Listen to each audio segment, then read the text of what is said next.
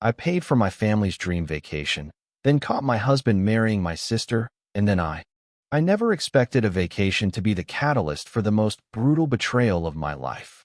It was supposed to be a break, 1 week in Honolulu, paid by me of course, but a family bonding experience, according to my mother. That should have been my first red flag. I'm Camille. I'm 38. I work as an investment strategist for one of the biggest firms in Denver.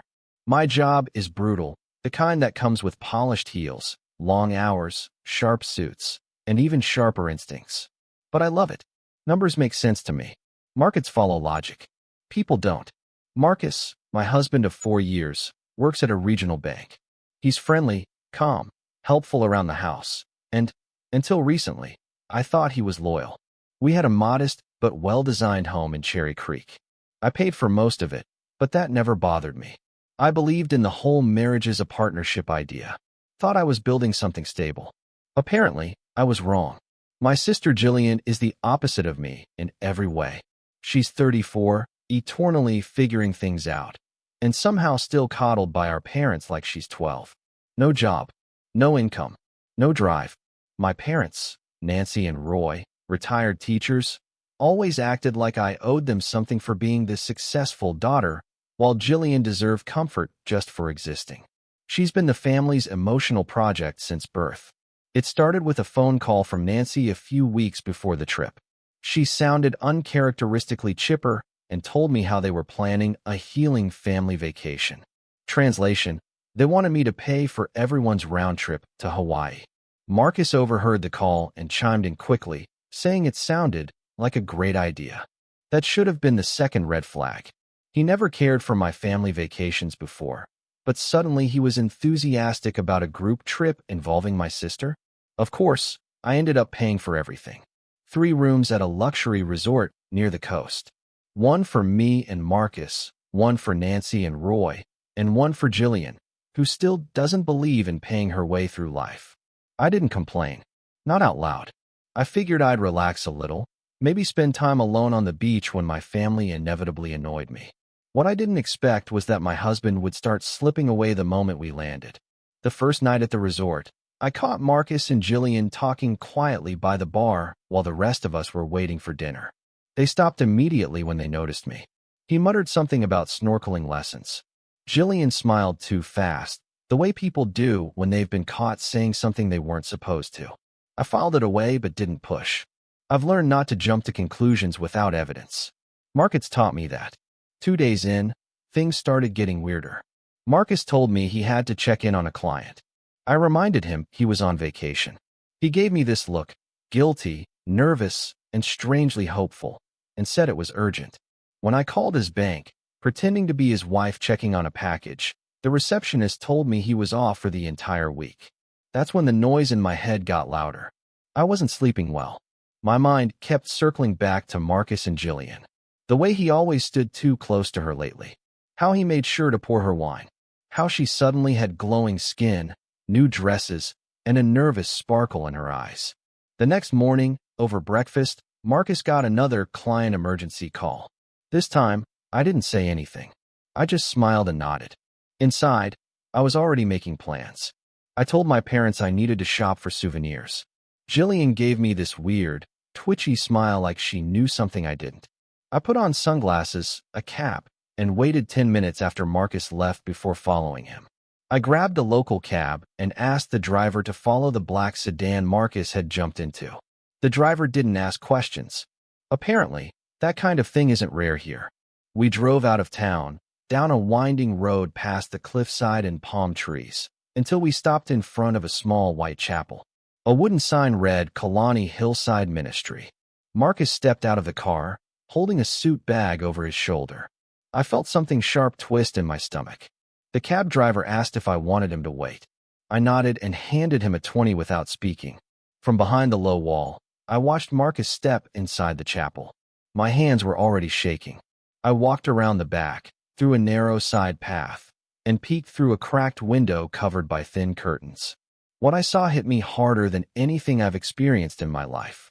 There was Jillian, standing by the altar in a white dress. My husband, my Marcus, stood next to her, adjusting his tie and holding her hand.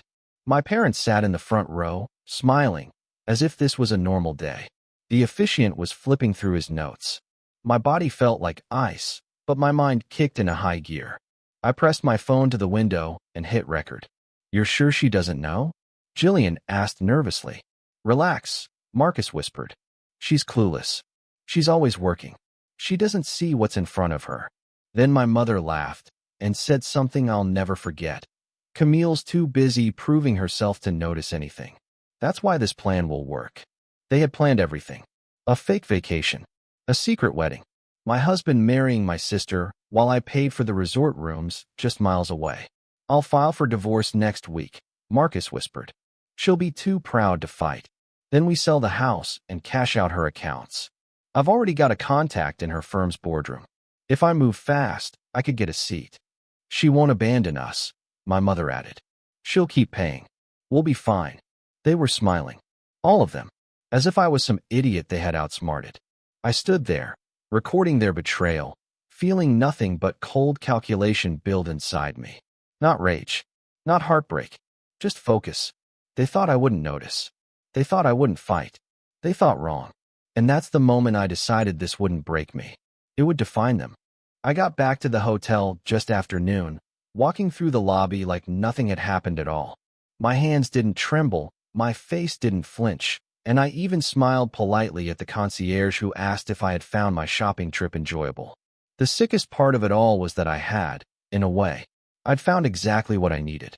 Upstairs, I locked the door behind me and finally sat down on the edge of the bed, pulling out my phone and replaying the recording twice. I had to be sure I'd captured everything. Marcus's whispered betrayal, Jillian's pathetic giggle, my mother's smug satisfaction. The audio was clean. Their voices were as clear as the reality I now faced. It wasn't just infidelity. It wasn't even about money, not really. This was a coordinated, multi-front ambush. They had plotted to rob me of everything. My finances, my name, my home, even the identity I'd built from scratch. They weren't just trying to break my heart. They were trying to erase me and walk away wearing my life like a stolen coat. I didn't cry. I didn't throw things. That kind of reaction would have been a luxury. My mind switched into battle mode, so fast it felt like muscle memory. I was trained for chaos. I'd survived recessions, hostile takeovers, and boardroom wars. But nothing had prepared me for war against my own family. First, I opened my laptop and messaged Teresa, my closest friend from business school and the best damn family law attorney I've ever met. The subject line was simple, urgent, need advice now. I attached the audio file, a few still frames from the video, and a single-line message. "Tell me how hard we can hit." Next, I contacted my private banker, Arnold, who owed me more favors than he could count. I instructed him to immediately move all my assets into accounts under new LLCs I controlled solely. I told him to reroute all account access, freeze joint lines, and prepare to begin property liquidation starting with the house in Denver. I didn't want Marcus to get a single wall outlet, much less a key. Then came the email to my firm's HR department. I told them I needed to cut my vacation short due to a personal security issue, and that I'd be returning to the office by Friday. The moment this nightmare turned public, I needed to be standing upright and 10 steps ahead, not ducking in shadows while my reputation burned. Every move I made was calculated, deliberate, and fast. While my so-called husband paraded around a chapel with my sister, smiling for pictures he thought I'd never see, I was executing the kind of legal and financial dismantling usually reserved for white-collar criminals and fallen moguls. When I left the hotel room the next morning, I left nothing behind except a folded note at the front desk. It read, "Left early due to business emergency. Enjoy the rest of your vacation." It wasn't passive-aggressive. It was surgical. By the time their plane landed back in Denver 2 days later, I was already home. The house had been stripped clean of everything I ever bought or cared about: furniture, art, photos, tech, jewelry. The walls echoed like a tomb. I'd hired a discreet moving team who followed my instructions down to the letter. Even the spice rack was gone. What I left behind was intentional. Marcus's favorite cheap recliner, a cracked mug he insisted on keeping, and one massive word spray painted across the bare white wall in red shame. On the dining table, I left 2 manila folders. One contained the divorce papers, pre-signed and dated. The other held a property division summary, asset reallocation, and a list of legal consequences for attempting bigamy. I had annotated it in red pen like I was correcting a student's paper. At the top, I wrote, "Let's see if you're as smart as you think." I wasn't done yet. That evening, I hand-delivered a padded envelope to a reporter I'd known for years at a local financial news outlet. It included copies of my parents' falsified tax statements from their charity fund, a timeline of suspicious withdrawals from accounts tied to Marcus, and a printed transcript of their wedding ceremony in Hawaii. I didn't have to say anything. The reporter just nodded, wide-eyed, and promised to call me the second anything went public. Teresa called me later that night. Her voice was firm, but I could tell she was impressed. "This is one of the most cold-blooded revenge cases I've ever seen," she said. "And I mean that in the highest possible regard." "Good," I said, "because I'm just getting started." We filed the legal paperwork the next morning. Fraud, infidelity, financial deception, and attempted coercion through familial manipulation. Teresa estimated that Marcus would walk away with nothing but the clothes he packed for Hawaii.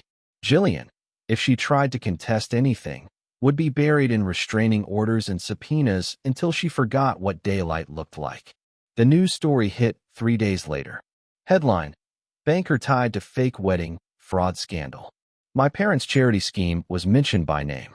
The photos from the chapel were blurred just enough for deniability, but clear enough for anyone in our social circles to recognize the faces. Roy and Nancy were suddenly unreachable. Their landline disconnected. Their golf club membership temporarily suspended. By the following week, Marcus was let go from his job, pending internal investigation. His emails to my firm asking for mediation were ignored. Jillian tried to tag me on some passive-aggressive social media post about jealous women and bitter energy, but by then, I had already blocked her on every platform that existed. They underestimated me because I was quiet, because I worked late, because I was generous, because I didn't throw plates when angry or scream when disappointed. But what they failed to grasp was that my silence was never weakness. It was discipline. And now they were watching it all fall down around them, one calculated move at a time. That was the moment I realized something else. I wasn't just fighting back. I was winning. I didn't show up at the house when they returned from paradise, but my lawyer did, dressed in a slate gray suit, calm as a glacier, and waiting right by the door with 2 security guards flanking her like bookends. Marcus must have expected to stroll back into our home like nothing had happened, just drop his bags and resume the illusion. Instead, he stepped into an empty house, stripped bare and echoing, with nothing but cold air and his own betrayal to greet him. I wasn't there to see his face, but I imagined it clearly, the smugness dissolving second by second as he looked around, realizing not just the furniture, but the future he plotted had vanished without a trace. Jillian was with him, of course. I heard she stood frozen in the foyer, mouth open like a broken toy, while my parents staggered behind them, stunned that their carefully built deception had detonated right in their hands.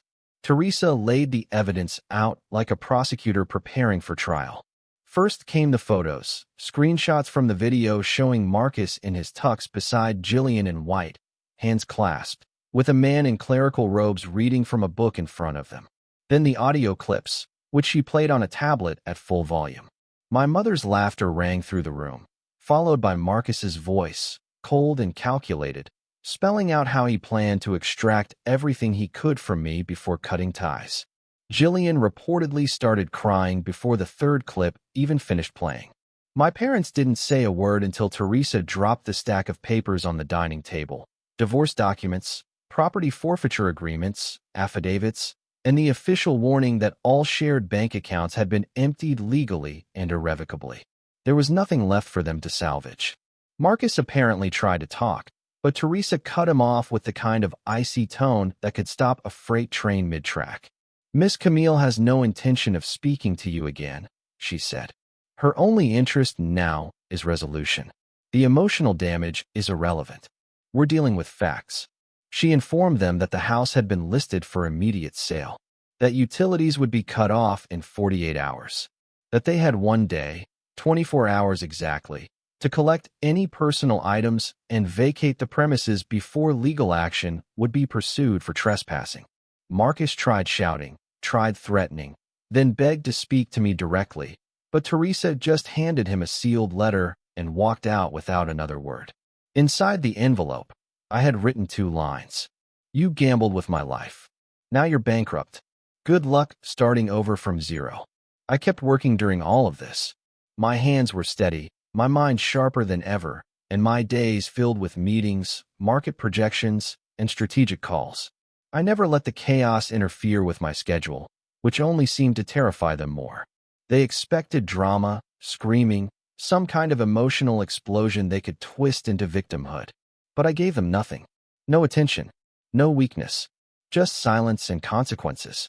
News about the fake ceremony leaked faster than I thought it would. A former friend of Jillian's posted about it anonymously on a gossip forum, and by morning it had jumped to local news. Within 48 hours, people from our parents' retirement club started calling them out, their social circle melting under the heat of scandal. Nancy tried damage control, claiming it was a misunderstanding, but no one bought it. Their spotless reputation cracked like cheap porcelain. Meanwhile, I was sipping espresso on my apartment balcony, watching the sunrise over the city skyline, with my phone filled with unread apologies I never intended to answer.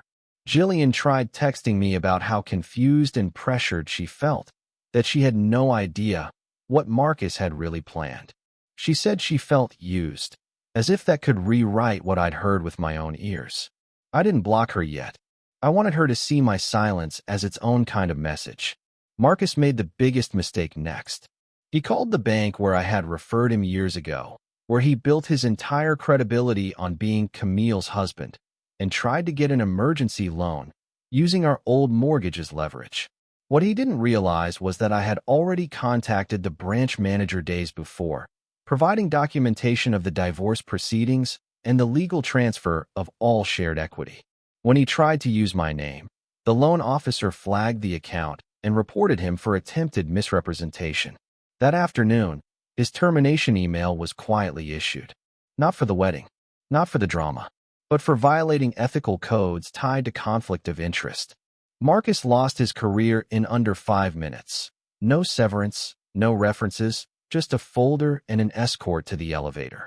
Jillian, as expected, tried rebranding herself as a healing consultant on Instagram. She offered coaching packages for women recovering from betrayal. I nearly choked on my tea when I saw it. The comments section was a war zone. My parents, stripped of their financial pipeline, called me one last time, Roy pretending to be firm, Nancy crying in the background. They said they were still my family, and that I shouldn't punish them for one mistake. One mistake. As if conspiring to erase my life was some casual misstep they made on a whim. I didn't answer. I forwarded the voicemail to Teresa and added their names to the cease and desist notices. I wasn't playing games anymore. And through all of it, I never looked back. I changed my number, sold the house, and transferred the last of my savings into a personal holding company I created under a different name. Then I left Denver altogether, moved to Santa Fe, bought a minimalist condo with a wide deck facing the mountains, and started over without apology. My new colleagues respected me because I didn't hide my scars. I used them as armor. People always say revenge doesn't bring closure. They say healing comes from forgiveness. I disagree. I think closure comes from truth. From forcing liars to sit in the mess they made until they finally smell it. I didn't want to destroy them. I wanted to reveal them. Strip away the polite masks and expose exactly who they were. Then walk away without a backward glance. By the time Marcus and Jillian realized they couldn't crawl back, it was too late. They had nothing left but each other, and even that was crumbling. Last I heard, they were living in a rented basement in Akron, trying to scrape together enough money to pay off debt collectors. My parents were forced to downsize to a senior apartment, their charity exposed, their public lives in ruins. For the first time in years, I started waking up without that heaviness pressing down on my chest. There were no fake smiles to maintain, No invisible walls to navigate at home. No strategic silence to keep the peace, while resentment bloomed underneath it all like rot beneath a rug. The moment I left Denver behind, I realized just how deeply I had molded myself into someone easy to coexist with, but not anymore. In Santa Fe, the air felt different, cleaner, clearer, as if even the sky wanted me to start again. I rented a small adobe-style home just outside town, quiet and bathed in sunlight, with enough space to breathe, but not enough to ever feel alone inside of it. I decorated it with intention, not sentiment, pieces that reflected where I was going, not what I'd endured. No wedding photos, no dusty family heirlooms, no trace of the people who tried to erase me, only proof that I had survived them. I threw myself into work again, but this time it was different. I didn't just build a wall of productivity. I rebuilt my direction entirely. I joined a firm focused on sustainable tech investments, surrounded by sharp women who didn't apologize for outshining anyone. My reputation had only grown since the divorce fallout, and the industry had quietly applauded how I'd handled the scandal. Calm, controlled, brutal when necessary, but never messy. The irony? The very thing they tried to destroy me with, my professionalism, my discipline, my dignity, was what elevated me even higher once I was free of them. Within 9 months of relocating, I was promoted to VP of Strategic Assets. I managed billion-dollar portfolios while my ex was folding discount flyers in some crumbling Ohio bank's HR office, if he even had one left by then. I saw a therapist once a week, which surprised people who thought I had everything handled. But healing isn't about vengeance. It's about understanding how deeply you let yourself be hurt in the first place. My therapist helped me unpack how often I'd swallowed my discomfort, rationalized being sidelined, convinced myself that if I just worked harder, loved more, paid more, supported more, that eventually I'd be appreciated. That kind of belief is a poison disguised as virtue. She helped me understand that the betrayal didn't start with the wedding plot. It started with the constant quiet conditioning, the way my mother praised Jillian's sensitivity while calling me cold, the way my father expected me to fix their retirement plan but never thanked me for covering their mortgage, the way Marcus used my stability like a personal ATM and called it supporting each other, the way I had to earn what Jillian received just for existing. Then, one afternoon, nearly 2 years after everything imploded, I got a call from someone unexpected, my assistant from the Denver office. She sounded tentative, almost nervous, like she wasn't sure if she should be telling me what she was about to say. But once she did, I nearly dropped my phone laughing. Apparently, Jillian had been trying to launch a podcast called Healing After Betrayal and had invited Marcus on as a guest. It bombed spectacularly. He spent 20 minutes stumbling through vague phrases about being misunderstood and emotionally abandoned, while Jillian attempted to frame their story as a spiritual journey. The comments were ruthless. Half the audience recognized their names from the old news article. The episode was pulled within 48 hours. I wasn't even angry. I wasn't bitter. I felt nothing but secondhand embarrassment. That was the moment I realized they'd already punished themselves better than I ever could. Marcus tried texting me after that. Just a single line. "Do you ever think about what we had?" I didn't respond. I took a screenshot and deleted the message. Then I turned my phone off and took a long walk through the hills behind my house, the air sharp and dry, the silence filled with nothing but my own footsteps. The version of me who would have answered, who would have tried to understand him, argued with him, mourned him, that version didn't exist anymore. She had died the moment she watched her husband hold her sister's hand at an altar paid for with her own money. Later that fall, I met someone new, Grant, a behavioral economics professor visiting Santa Fe for a speaking series. He came to one of my investment lectures, stayed after to talk, and we ended up at a wine bar arguing over financial ethics until closing. He was grounded, sharp, annoyingly observant, and refreshingly uninterested in whatever I did for a living. I didn't trust him at first. How could I? But he never pushed. He just showed up, again and again, until I stopped flinching every time someone cared without an angle. One weekend, we hosted a barbecue at my place, just a small gathering of friends, colleagues, neighbors, people I had chosen for myself, not inherited through obligation or tradition. I stood there with a drink in my hand, watching laughter spread across the yard, realizing I had created something real this time. A life that didn't rely on performance. A home that didn't require pretending. That night, I found an old envelope in the back of my desk drawer, one I hadn't touched since Denver. Inside was a folded newspaper clipping, an article about Marcus and Jillian's failed business, the collapse of their GoFundMe, and the foreclosure on the property my parents had once bragged about at every holiday dinner. I stared at it for a moment, then closed the drawer. I didn't need it anymore. When people ask what revenge feels like, they expect fire. But honestly, it feels like silence. Like peace. Like getting to choose who gets access to your life, your time, your energy. It feels like walking through your home and knowing no one is secretly plotting to take it from you.